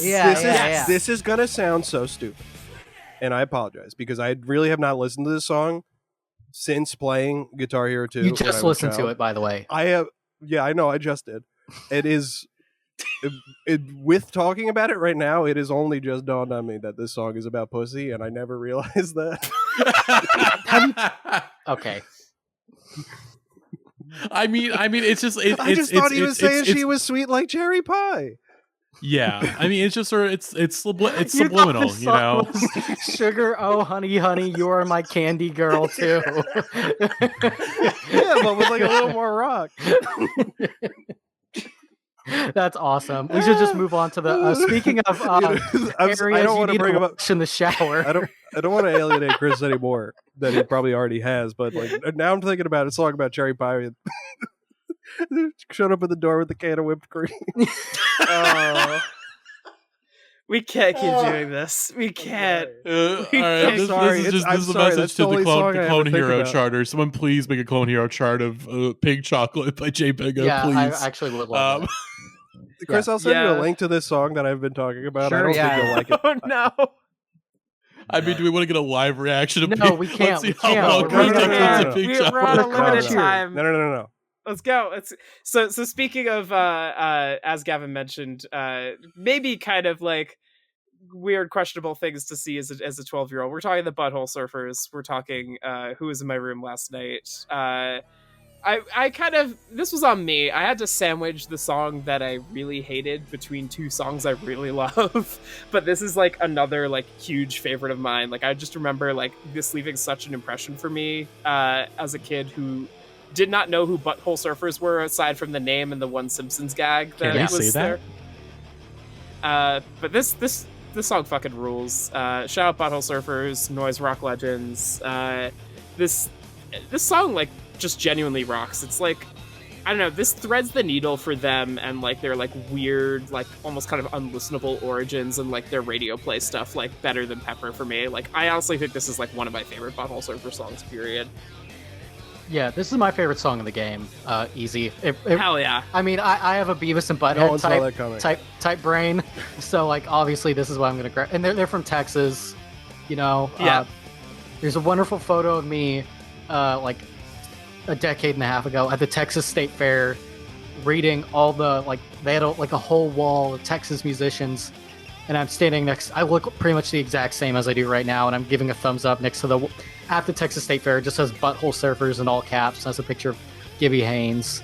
Shout out to Gibby Haynes' dad, who was a local TV guy named Mr. Peppermint, like a children's TV show host named Mr. Peppermint. And his son is the Butthole Surfers guy. Good stuff. I love this song a lot. And now it's come full circle because Gibby Haynes like wrote like a novel for like middle schoolers a few years ago. Mm-hmm. So it's just but no, Butthole Surfers like genuine Texas legends, and like this song is just like so fun to. This is another one that I fire up almost kind of like as a warm up song in the sense that like it's just got like a nice solid steady riff, and like the little freestyle-ish parts that you're doing for the solos are just like each one has its nice little like lick to it. It just kind of it keeps things interesting and fun. very, very strange, ominous song. Kind of scared me a bit with the like weird voices at the beginning as a kid. But yeah, our Chris's thoughts on Butthole Surfers, who was in my room last night. You know, I thought for a second that the Butthole Surfers, they did that song Detachable Penis, but I looked it up and that's not true. That's King Missile. King Missile. Mm-hmm. So that's basically all I have to contribute. I like that. I have nothing to contribute other than I like it, and I also felt the same way about the intro when I was a kid. I Which is thought it kind was of funny. cool, but I guess that's just me. Which is kind of funny because this is probably one of their more like normal and I would say like probably approachable songs. While people are talking, I'm gonna actually get like a prop here. Give me a second. Visual joke on a audio podcast. Oh no. It won't be the first one. Yeah, no. I gotta say, one of my proudest accomplishments in my professional career so far has been getting the Butthole Servers to do a Reddit AMA on Indie Heads this year. Nice. Genuinely, like, incredible accomplishment for me this year. It's awesome. Oh, here we go. All right, Natalie's back. All right, what do we got? What do we got? Video. We got CD. visual. We got I knocked over. Is this Electric Larryland the most? Besides the Chumbawamba record, the CD you would see the most in a UCD bin? Yeah, so this is Maddie, you might want to like clip out whatever the noise that happened there was for me. Losing I didn't hear any my noise on my end. Speaker. Okay, fine. But in town, here in Minneapolis, we have a lovely record store that's a punk record store called Extreme Noise, and I went there earlier this year, doing some browsing as I do. And I came across the CD, which is Independent Worm Saloon by Butthole Surfers. Yeah. But it is specifically songs from Independent Worm Saloon, except the ones with the swear words in them. So it has good. cut 3 songs. It's cut 3 songs from them. It's a radio promo CD. I had to buy this because it was just like, when else am I gonna find this? Of note, songs that have not been cut and have been deemed radio appropriate include things like Dog Inside Your Body and The Ballad of the Naked Man. So just so you know, kids are okay to listen to that. That's totally fine. It's totally okay. They've got to learn about these things someday. But yeah, those other 3 songs, it's lock them away. You gotta keep them as far away as possible until they're separated. Old. Keep them separated. In the wise words of Dexter Holland. That's a band that took them a while to appear in one of these games, didn't it? Anyway, speaking about strange entries here, okay, I think the playlist may have done something weird again for you, Maddie. Next should actually be Matthew's Sweet Girlfriend. All right, hang on. No, ignore the sounds. Ignore the sounds. There we go. What a weird pick for this game. Yeah, it's okay, so I didn't know who Matthew Sweet was for the longest time. Like, I think, like, playing these games as a kid, I didn't know what power pop was. The idea of power pop was just a foreign concept that was completely unfamiliar to me. Maybe it scared me even a little. I thought this was, like, some guy who was, like, a contemporary, like, mid-2000s guy. Like, I had no concept of what the history of power pop was. And so, like, for me to be the kind of person who discovered that, like, Matthew Sweet was this person who had this kind of, like, history and, like, following to him was just like a weird shock to me. I didn't know what to think of the song for the longest time as a kid. I didn't like the song when I was younger, but now I've seen the light of the ways. I've fallen into the cult of power pop. I think it's nice. It's got some like good infectious like harmonies and melodies. The riffs are good. The solos are really fun. I don't know. I can't really fault it. The cover artist is doing like the cover vocalist. I don't really know how to judge what's happening here, but other than that, I don't know. It's a nice, like, pleasant surprise among all the, like, cock rockers in this game. Yeah. I agree. Also loves anime women. Yeah, I was going to say, he invented the anime music video with the music video for this, which is him just sitting in a room singing it, and then just clips from anime. Kind of crazy. Shout out, I believe his name's Robert Quine, played guitar on this song. He was in Richard Hell and the Voidoids, so that's why he's so good, and this song is great. Yeah, I love this song a lot. I don't have a lot to say about it. You'd think I would have I'm sorry, I had an IPA in my Kiss koozie, so now I'm at one IPA, and now I'm incapable of speaking. Yeah, I love this guitar solo. I had the exact same roots with this song as Natalie, and that when I was a kid, I cared nothing for this song. I wanted to play the rockers and the rippers, and I didn't appreciate that this song was pop music that was also rocking and ripping. It is a good change of pace now that I'm a grown man who knows a lot about Jackass and Kiss and is making all the right decisions. Can I point out before we record the first episode, this is the worst I've ever felt about anything regarding this podcast. It was Blake Hester was our guest, and Natalie and Blake were like, "Oh, we just wrote books," and then Natalie and Maddie were like, "And we were in Pitchfork," and then they looked at me and they're like, "Oh, and Gavin's here too." It was legitimately like it was a hilarious moment, and I was like, "Damn, that sucks." Very funny. This is a good song. But also, Gavin, I was gonna say, okay, well, here. If you want to make yourself feel better, Gavin, you are engaged to be married, and Natalie's married, and I am a single individual. I have no girlfriend, no wife. Maddie. That was a joke. I know. It was very funny. I just want to make. I love you, Gavin. I just want to make you feel better because you're my friend. Why that doesn't make me feel better?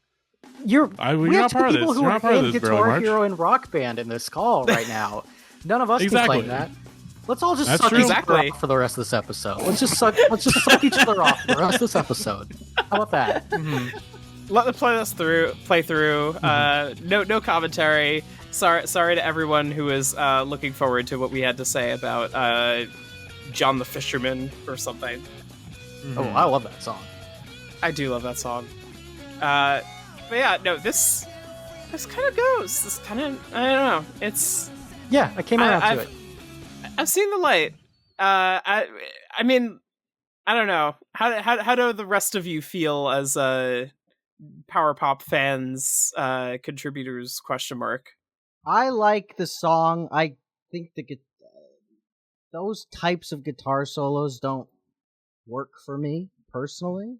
Mm-hmm. It's just like a certain sound of a style of guitar solo that does not hit my ears right. It reminds me of like they recorded a guy jamming in a Guitar Center.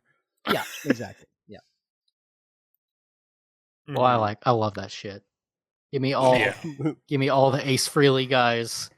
Give me a balding ponytail man talking to me about effects pedals that I'll never be able to afford.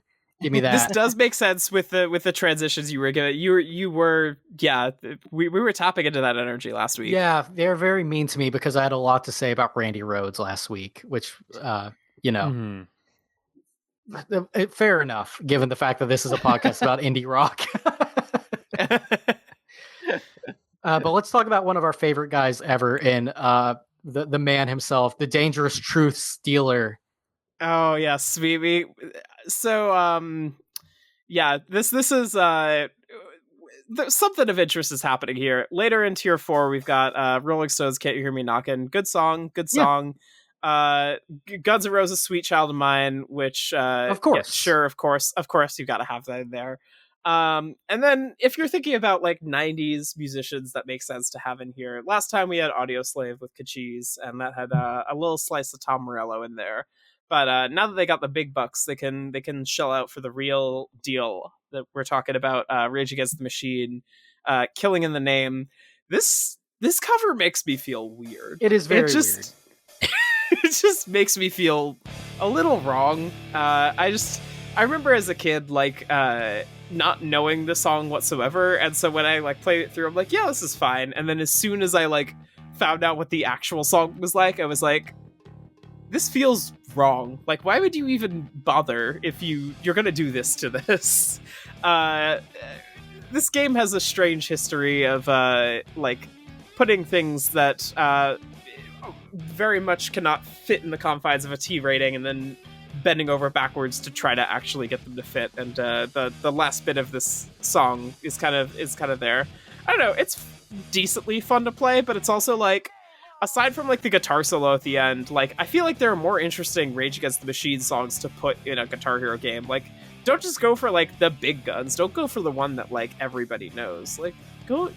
It's a guitar game. Go for the one that's the most fun guitar wise. I don't know. Yeah. Counterpoint, I think this song is awesome.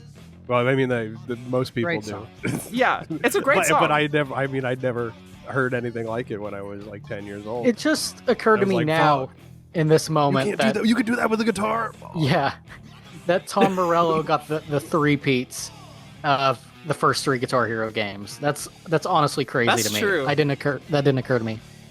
I like this song a lot. I feel similarly. This is a rude thing to say about Rage Against the Machine because they don't deserve this, but I feel similarly to them as I do NoFX, and that I might be a worse person if I didn't listen to their Elaborate on music. that. If I would be a worse person probably if I didn't listen to their. Who knows? I might like George W. Bush if I I'm not Ooh. like Bushes if I listened to them if I didn't listen to them when I was a young man. I love this. I love this song. Maybe it's overplayed, but maybe that's wrong to hold it against the song itself. I was Yeah. recently at a coffee shop and Zach De La Rocha Rocha. Zach the Rocha. Rocker. Rocha? Zach the Rocker Yeah. was there at the coffee shop, and then I got, I was with somebody and we left, and then she texted me and said, I can't leave because Zach De La Rocha is in front of my car right now on the phone, and he's screaming at whoever's on the phone with him, and all I could hear was he said something about imperialism. I mean, yeah, it sounds like him. That I mean, sounds like it him, was- all right. I mean, Sweet. Unlikely thing. Yeah. Yeah, it's pretty amazing. And then I got a second Rage Against the Machine thing. I was on, unfortunately, the Warp Tour with my old band, however many years ago, 2010, 14 years ago. Mhm. And I was friends with, Tom Morello was in a Prophets of Rage. not Prophets of Rage. No. The one before that Shit. with the Sorry to Bother You guy. Oh yeah. Oh. Fuck. What's that called? Oh. Hold on, They're I'll look called, this like, up. I'll look this up. What were they called? Renegade. Yeah. Yeah. Something Renegades. The Renegades of Funk, maybe? Yeah. Well, that was the name of an album. Was that the name of a Let's band too? See. Street Sweeper Social Club. Yes, that band, Street Sweeper Social Club. there we Anyway, go. so he was friends with somebody I was friends with, and I met him briefly, and then we went to watch him play, and he kept turning around every time he did something cool on guitar, and like looked at me, like to be like, pretty fucking cool, huh? And I was like, yeah, it is cool. And I just always thought that was very cool. Mhm. He knew who the real heads were. Yeah. Yeah. Jesus Christ, that this- guitar is mixed so loud. Yeah, that's crazy. This cover is so weird. The guitar is mixed so loud. The vocalist sounds nothing like Zach De La Rocha. Like, No. it's just... I'm pretty sure he is, like, working at a different, like, register. Like, For sure. completely, because he can't hit the, like, specific kind of nasally tone. And then there's this part, which... This I part's mean, crazy. if you have this song in a T-rated video game, you have to do something with the last 2 minutes of the song, and here they just do control. I won't do what you tell me. Control. I won't do what you I tell thought me. they said now you're under control. I won't do Yeah. what you tell me. Oh, now you're under control. I won't do what you tell me. And then instead of motherfucker screaming under control, Was this with the which is like? They definitely Those played are the song. straight up Bad Religion lyrics. Yeah, that is Bad Religion lyric. Like, but what did they do for the radio outlet of the song? Because they definitely like They just like Paul they Ryan just, had to hear like, this song somewhere, right? They just mute out all the F words. yeah. I mean that's what happened in to get back to what I was saying. Fortnite just recently put this in the game, and they Really? do a similar thing there. Yeah, they have a like whole like rock station where you could play like System of a Down's Toxicity and Dragula and Oh, that's so Slipknot's sick. Before I Forget. And they have this song in there, and I let it play out in full this weekend when I was playing with some friends, and instead it just like bleeps out all the fucks but leaves everything else, Yeah. which leads to a great moment where at the end Zach just screams "Mother!" Dancing. Pause. It's dancing. Yeah. Well, that's the same Mother- version that they put in Rock Band. Yeah, Mm. it's like "Mother," 2-second pause, and then "Ugh." Which, Surprised they don't do like the thing they did for a while where they either like just reverse the Oh, word, I love which that. I've never Ooh, really yeah, understood yeah. what the point of that was. I feel like they did that for Back That Ass Up. Like the chorus of Back That Ass Up was just back that up. And I'm like, I don't know. If I'm at my job and I have to make a radio edit and I can't do the like remove vocals I thing, did like, if I do put that that. in Audition, if it doesn't work, I would just do the reverse because it's easier to do it Yeah. that way. I just try to find like again, get the word in there and then find like hit the right beat where it doesn't sound terrible. But sometimes like you get a bad mix or like it's just gonna sound bad. I just need to make sure the song gets played on the radio. Wow. Whatever Right. gets it done. That's DJ Maddie for you. Yeah, Maddie, how does Yeah, it it's feel to true. be a fucking art defiler for a career? They hired think- us to be on the radio, I Gavin. don't think Tom Morello I don't would thi- approve of your behavior. What would Zach De La Rocha say to you? Yeah. on the phone? They knew the How rules about going this in when they bitch? hired us. Yeah. You can say The bitch. real- You know what? You can say bitch. You can say The- ass. Those are totally fine. The You real can't say dangerous fuck. truth is media censorship. That's true. This is Uh, true. Here's the thing. You know what I say think to it's you, fucking Manny? stupid. Fuck I you. think I we won't should do what dismantle you the tell FCC at this point. Yes. I'm saying it. This actually dovetails really perfectly into I was hovering over the Rage Against the Machine page on Wikipedia with my cursor, and seeing the image of them reminds me that like the one image of Rage Against the Machine I had as a kid that wasn't this song was the Fully image that nude. was on Wikipedia for the longest full- time of them yes! Yeah. protesting Yes! the PRMC by standing fully nude on stage for 15 Don't pull minutes. this up, Maddie. that- I'm so sorry for yelling. I had the same thing when I was like 10 or 11 years old playing this game. It's like, I love this song. This is my new favorite song. I'm gonna go look up Rage Against the Machine on Wikipedia. Yep. And it's like those are Penis. just that's like high quality dongs on there. Yeah, 4 penises. Yeah, And they I, just- it's like I would listen. I'm just saying. I looked. I maybe looked a little too long at those, and I was like, mine does not look like that. All right, Chris, let's get those rankings right now. 1 through 4. Ranking of the From what I- penises. From what The I remember, editors from of what I remember, none of them had Wikipedia.org. anything. nice. Raging boner against the machine. The editors Wow. of Wikipedia.org really wanted you to know what the members of Rage Against the Machine's cocks look like. What their for some members reason. looked like, Mhm. Hey, There we go. There we go. and I did. And I- I was I think 11 that's- I years think that's a old. good so way to fuck move you, on. Tom Yeah. Morello. So now moving on to a band that did not have to do anything really to amend their song. In fact, you might notice this is the first time that we're getting in the main set list master recording, and that is because as the popularity of Guitar Hero kind of started rising after the success of the first game, a couple bands started approaching the developers saying, hey, we want to be in the game. We want to like actively like do what we can to be in the game. And what are those bands? Just so happen to be Primus. So we've got John the Fisherman from them, completely untampered, regular original song. I'm with Gavin. This song kind of goes. I'm hot and cold on Primus. Like Primus have had like the kind of thing where it's like when they've got the licks and when they've got like the like very weird kind of Mr. Bungley shit going on, I'm like into them. And then when they get a little too like head up their ass like prog, I'm like less into them. Oh, Gavin's got the Flying V out.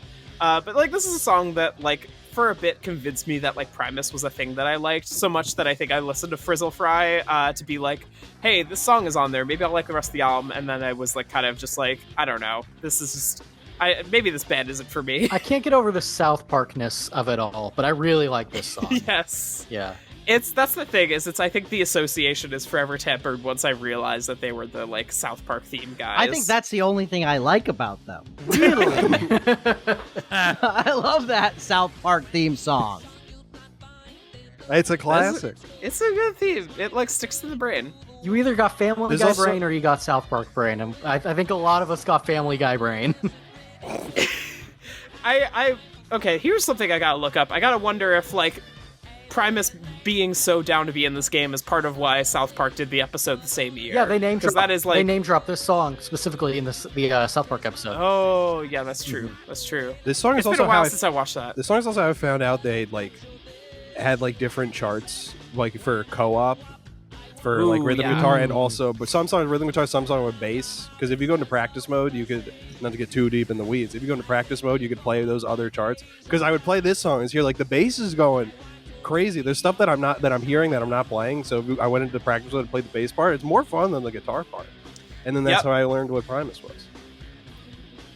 Yeah, this is one where I feel like it's more there because like both the band asked them to and also to show off that like we didn't talk about it, but yeah, they really wanted to like flaunt the like new kind of like co-op and alternate track stuff that was happening in this game, and so this is like a big instance of that for sure. Hey, Just because, yeah. less Claypool, more like less gay fool. How about you play the root note of that chord, buddy, and stop dicking around on that fretboard? On that Good one, fretless Gavin. fretboard. Good one. Yeah. Go off. That's fretless. Yeah. Yeah. I know the other song is not on this playlist, so I hope you don't mind if I shoehorn it Go into off. this. That's song. okay. We're going to Also, talk about it next time, but go for it. Oh, Yeah. you're talking about it next time, the other master recording song? Yes, but you're Okay, not going to then be I on won't- that, so then I- no, go I'll- for it. Go for it. Well, okay. Well, any opportunity I can get to talk about Perry Farrell. Oh boy. Okay, here we go. Oh boy. Nothing. I just wanted to say that was the other song, and I really like that song. Okay. I have a Perry Farrell. Thanks. I have I know very well that you have please. a Perry Farrell Oh, story. wait, Chris, Please. please. Have I already told it before? No, you Probably said it not. in your Discord I don't once, think so. but not on mic. Okay. Because Um, I think I brought up Perry Farrell once. Of course you Okay. did. Yeah. I would really recommend pulling up Perry Farrell Pirate Punk Politician. Okay, I do think I'm familiar with this. So my wife worked on this video as a producer, basically. Yes. And it's a whatever. The video's fine. The song is kind of very like resist Trump vibe.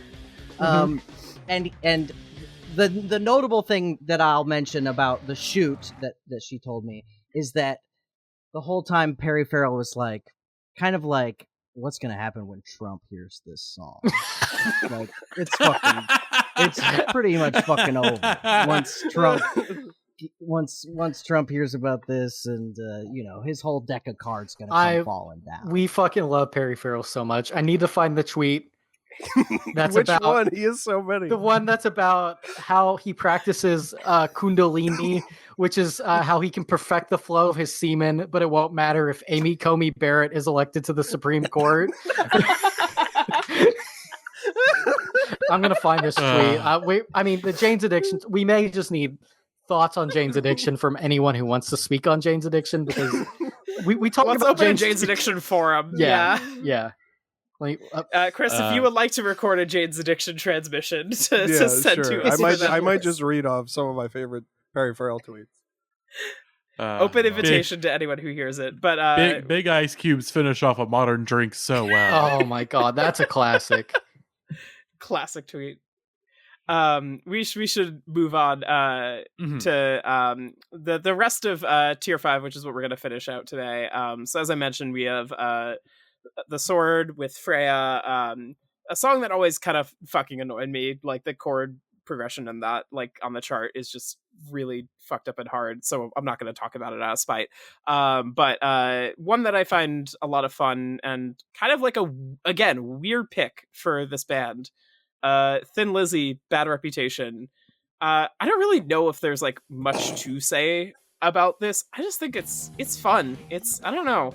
It's like, I think, like, again, like, knowing Thin Lizzy growing up, it was mostly just like, oh, the boys are back in town, guys. But it's just like, this was like, these like Irish guys, they could jam. They got licks. They got riffs. They got like a little dynamic going here. It is, I don't know. It's just infinitely Super cool band. Yeah, infinitely hilarious to me that this song is in Guitar Hero 2 and The Boys Are Back in Town is in Guitar Hero Metallica, because it just seems like those are two things that should be flipped. Metallica specifically wanted to talk about the boys down at Dino's. This song's cool as fuck. I've always liked Thin Lizzy. I've always thought they were a bit better than their 2-song reputation precedes them, At least on like classic rock radio down here. They play more Toady songs than they do Thin Lizzy cuts, But this song's super cool. I'm glad that they put them in this game. It's got a lot going for it. Yeah, Gavin, would you say I should check them out? Because I feel like I've mostly just know them as like the 2-song band. Yeah, whose, if you like songs have this, just then been it's in worth video games. diving into. If you're exposed to the It's like this and Jailbreak, and Boys Back Town. I should. Yeah, that's kind of their reputation, but they're better than that. There's a reason there's a statue of Phil Lynott out in Ireland. Ooh. I straight up forgot this song was in this game. Wow. Did not remember it at all. So Like, Sorry, like 2 days ago, before I looked at this playlist, if you told me there was a Thin Lizzy song in Guitar Hero, in Guitar Hero 2, I said no, there isn't. I played this game. Sorry. This game was my entire childhood. I do not remember this song at all. And now it's. I just opened. Sorry, you go, Gavin. Oh, I was gonna say. And now it's time for Barry's 5-minute segment where he solves Ireland's politics. Go, Barry. Oh. Oh no. Yep. Weigh in. Listen, Go for it. as someone who is, I'll say it. Quarter Irish. I probably could solve this. Peter Griffin. Okay. I was just gonna say, I pulled open the Wikipedia page for Jailbreak, the album, and under tour, it's just 2 sentences. While touring to promote the album in the US, Lynott was stricken with hepatitis. Finally, tour management decided to cancel remaining tour dates, allowing him time to recuperate. That's it. No other Finally. information. Oh, thanks, Maddie. Maddie, you want to read those tweets out? Yeah, loud? the tweet. I can read the tweets. The sexual practice of Kundalini is when the male holds and then controls his semen flow. Highly recommended, as both partners can share multiple orgasms. But if Amy Coney Barrett gets appointed, keeping one's own life to himself would be a no-no. Separate the church and state. He's a genius. And then above that, Chris posted He's Pink a Chocolate by Jay genius. Bigga. Yeah, don't click on Jay it. Bigga looks very familiar to me, probably just because of I Chris. follow you Yeah. on Twitter. Yes. That's really all you need, yeah. If you did receive an Indie Heads podcast sticker from me in the mail, you are familiar with this face because I couldn't get rid of it in the image. I know this is not. I I won't get off. I won't get off. You won't get Don't off. check Oh, out. boy. won't get off. Yeah, Check don't like Jay Bigga. Amy Coney Barrett Kundalini. gets appointed. Yeah. I'm just saying. If you want to listen to that after this podcast, Chris, it is the greatest song ever recorded. It's insane. I can't begin to describe what it sounds like, but let's move on to the next song. Yeah, we got Let's- one more song. Yeah. Yeah, but before I get on with this, I just want to say that, like, across the board, like, Gavin, I don't know how you feel about this, and also, I guess, Barry, too, but, like, I feel like across the board, there's, like, a better divide of, like, even if it's, like, an unexpected song here, they're picking songs across the board. Like, I would say the big leap up between 1 and 2 is, like, the songs have, like, cooler parts to work with, especially just kind of like longer solo stuff. And that's kind of, I think, the main reason I picked Thin Lizzy. And then this one is maybe a little, I don't really know the process behind this one. This one's a strange one for like a number of reasons. Mhm. And it's the last song we're covering here today. It's the end of tier 5. It's shall we say, fascinating cover of an Aerosmith song, but not the one that you're expecting. No. It's Last Child off of Rocks. It's off It's of on Rocks. Okay. You know what album? Because this Aerosmith is? rocks. You know Aerosmith albums that aren't Toys in the Attic? I know I big just- ones. Oh, I know Honkin' on Bobo. Honkin' on Bobo. Of course, Honkin' on Bobo. I kind of. I know the subtitles. I kind of love this song. This one's the thing is this one's This is not what I Interesting. expect usually Aerosmith to sound like. well. It's also I swear they changed the key on this cover. Like the key on the other one. Like they had to You fix don't it so expect that Aerosmith to sound like this? I think if you asked AI to generate Aerosmith, I don't expect Aerosmith to sound funky like that. what? Yeah. They're funky. they They're do the like funky. blues rock thing a lot. Like is the thing. All right. But this is just, I don't know, this is just such an interesting one because it's like, of all the songs to start with, this one being the one, like, this is, I wonder if this was like, I need to know, like, more of this, we're gonna delve into this when we get to the entire dude. game that they made, which is gonna be the most miserable time we have No, on it's the not. air. They did a whole plan. Aerosmith rock band. The first, Guitar Hero Or Aerosmith Guitar Hero? is the first band specific game in the it series. came before Wow. Guitar Hero Metallica, Guitar Hero Van Halen. It came before the Beatles rock band. Like Aerosmith was the first Wow. in. That was the first band that they said they need their own game. Well, I think here's my theory is that Right. I think they were down for it when this game was I in think so, too. development. But I think they offered this song as like, okay, here's the thing. If you're really gonna play ball, go with this song that's like a completely unexpected one. We'll save all the big guns for our game. And then like based on how it goes, like maybe we'll get things going. Our guys will meet up with your guys. And I'm pretty sure that that's why it's like they threw out a song that it wouldn't matter whether or not it was on Guitar Hero Aerosmith. Nobody would be like, oh, but this song isn't in Guitar Hero Aerosmith, so I'm not buying it. It was like, I think the song is purely a cast off just to I like agree. throw chum in the water. Because correct me if I'm wrong. This song is in this game because Joe Perry's kid was playing Guitar Hero or something. They mentioned something like that, and then Joe Guitar Perry Hero was like, "Oh, Yeah. I don't know what this is," and found out about Guitar Hero through that. And was like, "I want to put my song in this game." I believe they mentioned a story like that in the Aerosmith game. I've got to commend the guy who is Steven Tyler in this song, who is pretty much nailing it, in my opinion. Like it's pretty 1-to-1, maybe more so than the girl guy. The girl guy? The girl guy, not the girl guy. The girl guy. What gender shit is happening Yeah, here? new gender unlocked. Girl guy. We need that in the Guitar Hero font, like of the you rock. Girl guy. Yeah, the free Guitar Hero band name when you start your next career. Girl guy. Yeah, I don't know. This is fine. We'll get into it with the absolutely horrendous marathon Aerosmith playlist that I'm having the hardest fucking time cutting down.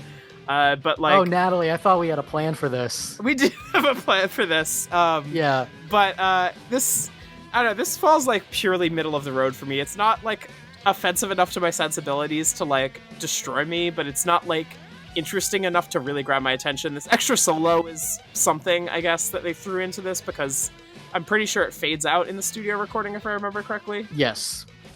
But yeah, this is, I don't know. This is here because we need to put the biggest of pins in maybe the most questionable entry that we're going to talk about here. I would love to say, I would love to say I have no real problem with Aerosmith, but I mean, today I watched someone play a whole playthrough of Guitar Hero Aerosmith, and I learned I have a lot of problems with Aerosmith. I mean, I have a lot to say about Steven Tyler's, shall we say, personal life, but that's I love his tweet that says, "Ladies, as long as I have a face, you have a place to sit." I'm a big fan of that. I was just about to pull that up, Gavin. Yeah. It's a pretty classic tweet. Chris, how do you feel about "Last Child" by Aerosmith? That song? Or just Aerosmith, or whatever you want. I don't care. Mm-hmm. I've never really gotten into them, I must say. I thought it's something I can't latch on. But I love the song from Armageddon. Yes. Of course. Yeah. Of course, ladies, as long as I have this face, y'all have somewhere to sit. Love, ST from ATL. It would be so funny if you didn't have any knowledge about Steven Tyler. Who that is. You thought this was a woman who's obsessed with crystals? Yeah, look at this. Look at this silly old man. Oh, this is that one girl that rap does little rap R&B stuff in her car. Oh, in her car, yeah. Wow, they do have the same style. I need to start buying necklaces. I need to start looking like this.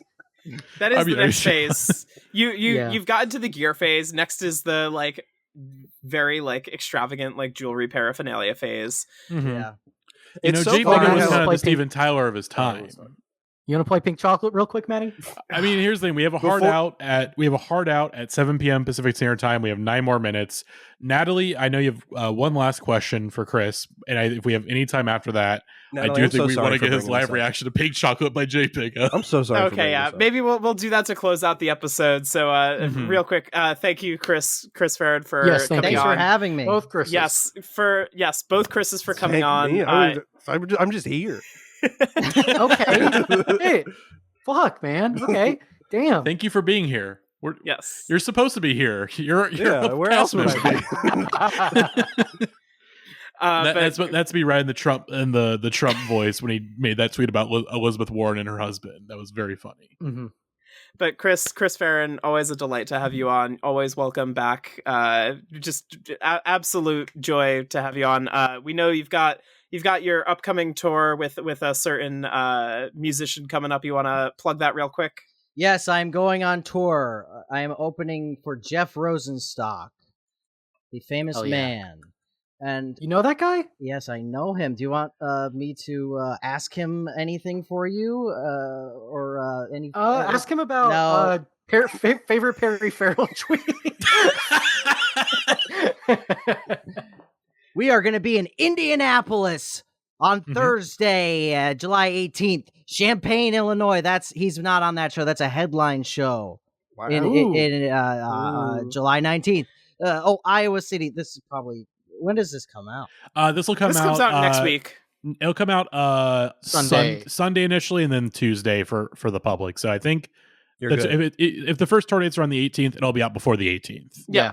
Go to chrisfarren.com for all these shows. We've got Kansas City, Colorado Springs, Bozeman, Montana, Missoula, Montana, Seattle, Washington, Portland, Oregon. Yeah. Chris, might I just say that I am actually going to be in Champaign a literal 2 days after your date, and it is like killing me that I cannot be there. Yes, me too.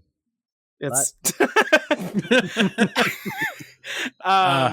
but before we get into our J Bega mode, I I'm sent so to sorry, you, Natalie. We're sorry, Natalie. Look, this is also going to be my first time hearing it, so I've shit. I've avoided this for too long. God. You got to face your fears sometime. But before then, Chris, I posted this into the chat that we've got going just to get the thought juices going. But your pick for any song that would be like a dream Guitar Hero song, like just knowing what you know about the series, rock music, whatever. One of my own songs or any song? Any song. Any song. That It does can be include your own your if you songs. want. I gotta Cosmic go Leash. with Seven Nation Army by the White Stripes. Buddy, are you in luck? You gotta get that in there. Have you heard this song? I got some good news This for song's you. gonna change some lives. It Or blew how my about- mind when I found out it wasn't a bass. It's like a reverse Tom Morello going on. Yeah. Jack White looking back at Chris on stage being like, it's not a bass.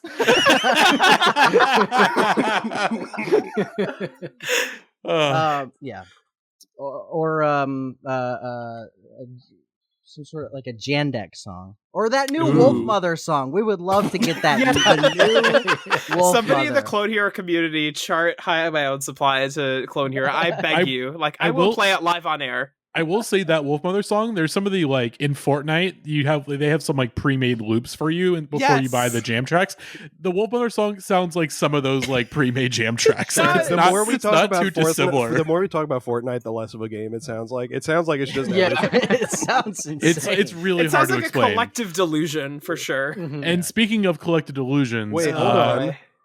Don't I get to answer the question? Okay, You can answer it. Yeah, go for it, Chris. I just assumed I was also going to be able to answer the question. Well, I guess Sorry, I'm my not. bad. I would pick something by Prince because he was never in any of the games because of Good Really? licensing. Yeah, Yes. his estate like that protested it makes for sense. If there a was while. never Yeah. anything, if there was something that was never in Guitar Hero or Rock Band, it was just because of the licensing stuff, and he was Yeah. notorious He's- about not wanting to license out his music. We all love Prince, but we have to all just take a step back down memory lane, thinking about the time he didn't want any pictures of him online. That's Yeah. wild. Yeah. Oh god, is there not? I feel like there is a Prince song in. Are you Fortnite about to ask Festival if there was now. a picture of Prince online? I feel like I've seen one. There's a lot. But of course, you can find many pictures of Prince online at this point. But you can't really find any current pictures of our next artist anywhere online because he has been missing in action for a couple of years now. We have no idea where he is, who he is. We kind of have a general idea, but we don't want to pay White Pages like $13 to figure out where he is. Of course, we did an episode about J Bega, so I think it was a bonus episode. So if you didn't, $5 a month on patreon.com, you'll get that episode. But for Natalie and Chris Farren, this is a guy that we've been obsessed with, of course, for the last year or so. As of course, we kind of went down a memory lane with sort of the scene, you know, your blood on the dance floors and all that. And of course, a person that was a part of that scene was J Bega. But before he was a scene guy, he was a wannabe Justin Timberlake. And he made an album called Lace Me Up in 2003 or 2004. And this is one of the songs that is on that album. And it is one of the funniest songs to ever exist. Ahead of Ladies its and time, gentlemen. I might say. Yes. Ladies and gentlemen, I'm going to need complete silence. It's Pink Chocolate by J Bega. Hold on, let me go from the beginning. All right. Complete silence. Complete silence. I love your pink chocolate smile, and you try so hard. Pink chocolate, head cocked to the side like let me in. So chocolatey. Polka dot Daisy Dukes in a pink chocolate grid. So chocolatey, baby cameras rolling, strip and I'll hit it. I'ma make a pink chocolate finish. just a minute, 'cause only Jane Bigger hit your pink chocolate right. Pink chocolate, she showed up at the door with the Natalie and Chris Farren look perplexed. pink chocolate, and I'm about to videotape the whole thing. Pink chocolate, her best friend's The video just doing the like Ken Yes. Burns zoom over and over is videotape the whole thing. She's like, more, bigger, more. I'ma go get the door. Best friends at the door. And she mad 'cause she had to keep knocking. She was missing out on all your pink chocolate. Chris looks I'm so sorry. I'm so. This was not my doing. I would like to You can tap out. apologize. You can tap out now if you want to, Chris. Pink chocolate. She showed up at the door with the whipped cream. Pink chocolate. And I'm about to videotape the Oh no, Chris. He gets it. Oh, he's getting it. He's getting it. videotape the whole thing. One leg propped up on the bed frame, hollering obscenities. I am I was a kid. just dreading hearing news that this is going to be your entrance music in like a week. Around the corner. In Champaign, Illinois, baby. If I have any requests for Jeff Rosenstock, please show Jeff Rosenstock. Jake, make a big shot. Oh no. She showed up at the door with the Whipped cream. Yeah, this song ruined Barely March's life. when he I'm heard gonna it. have to tap. I think I have to tap out. I feel like the disturbing. song has like 6 choruses. Mhm. In that It- yes, it does play the chorus like 7 times. Sounds like somebody who read what a harmony was. But That's the exact read we had. We said he's guessing on his harmonies every single one. It's like a generative AI. It's Yeah, just trying yeah. to figure it out as it goes along. and the way he throws his last name around, It makes It's me good uncomfortable. stuff. It does It makes me not make me uncomfortable. feel good. Well, I will say, once he became a scene musician, he stopped dropped the the beat. subtext and went with the text on that Okay, one, which good. is very he's a very troubling individual, He and that's looks why like he's it. yeah. But he's if we gone just missing look at from the- this, listen. That's all I'm gonna say. Yeah. Just look at this. Self-produced. He wrote all of this. I mean, that's Mhm. admirable. Yeah. A true in indie one musician. way. Oh, we forgot to mention a great tidbit. There's a song on this record called "You're So Flexible" that was later licensed my by God. Disney on Ice for The Incredibles Yeah. during the Disney on Ice Incredibles show. Damn, that's Yeah, probably maybe not a life-changing amount of money, but enough money to probably make him go missing. yeah, exactly. Hey guys, Doom Singer at your local record store. Thanks for listening. Doomsinger out now via polyvinyl. Purchase it at an upcoming Chris Farren show opening for Jeff Rosenstock for a run of shows in July throughout the Midwest and the Pacific Northwest and the Rocky Mountain states. Thank you, Chris. Yeah, so sorry you have to carry this burden of knowledge with you on I your love it. tour now. I'm gonna go deeper. I'm gonna go deeper. I would say the song after this on the album is Oh. better than this one. Okay, Yeah. good to know. Well, thank you all for listening to the Jay Bigga Deep Discog Dive here on the Indians podcast. And just before we go, we want to thank the rest of our Patreon supporters. And these are Jason Daphnis, Kevin Cookman, Nato, Robin Parlow, Eric Chow, Josh, Holiday Kirk, Tyrone Shuhan, Janam Johnny, Alexis Davin, Cody Gagan, Barely March, Vicky LaFleur, Will Griffin, Corbin Camage, Gavlin, Matthew, Ethan Sapir, Kevin Begar, Matthew McPherson, Randy Donaldson, Eleanor Grams, Elizabeth King, Wilford Thrill, Garris420, Lily, Jacqueline Kataga, Alec Felder, Talks to Trees, Molly O'Brien, AJ Moser, Eraser Eye Baby, Matthew Herring, Jack Tiggleman, Sarah L., Jeremy Bull, Alex Grishmanoff, and Derek Pemberton. Thank you to everyone, including all of our Patreon supporters. Thank you so much for continuing to support this podcast and make great series like Pod Hero happen. So let's finish up the episode. Thank you all for tuning into this edition of Pod Hero. We'll be back next week to close out the main Guitar Hero 2 set list. Go see Chris Farren on tour stream by Doomsinger, and we'll catch you all rocking out next week. Thanks. Bye.